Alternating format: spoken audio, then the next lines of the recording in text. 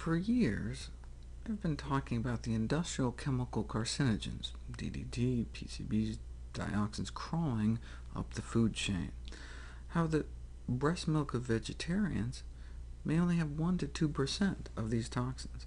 How supermarket surveys show that eating fish is the worst and eating vegan is the best. How U.S. fast food is a toxic soup.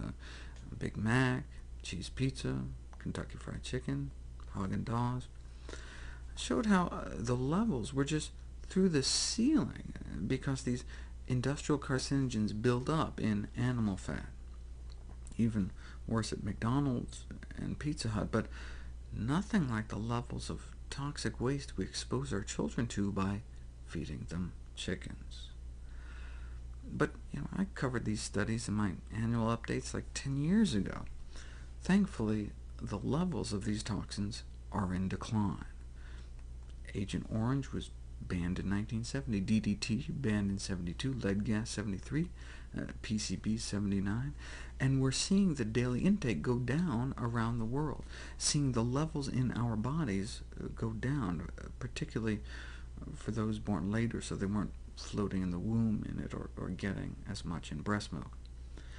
But just as these other industrial toxins were in decline, Swedish researchers noticed an exponential increase in breast milk levels of PBDE, PCB-like chemicals used as flame retardants in computers, mattresses, drapes, carpeting, teddy bears, everywhere. So researchers started looking here in the United States.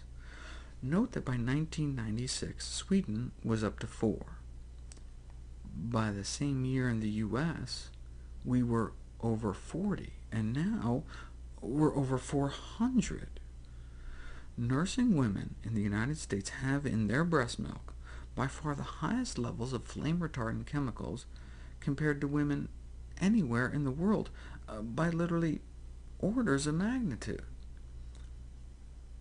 Who cares, though? Maybe our babies will become fire-resistant. No. These chemicals are likely carcinogens, endocrine disruptors, and developmental neurotoxins. So why are Americans getting so much of it? We didn't know until this year. Fire retardants in U.S. food. But where? Dairy, beef, bacon, fish, and once again, chicken is so contaminated it messes up my graph. Squish the rest down, and chicken fat. What about those that don't eat any animal products, though? Well, similar to previous findings of low dioxin levels in vegans, vegans have lower PBDE levels as well.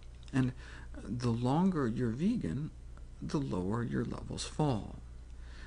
As you can see over here, the longer we choose not to consume animal products, the lower our levels fall. It may take 20 years, but our bodies can eventually cleanse themselves. Now, breast is still best, even when feeding our babies these toxins, but vegan breast milk is better.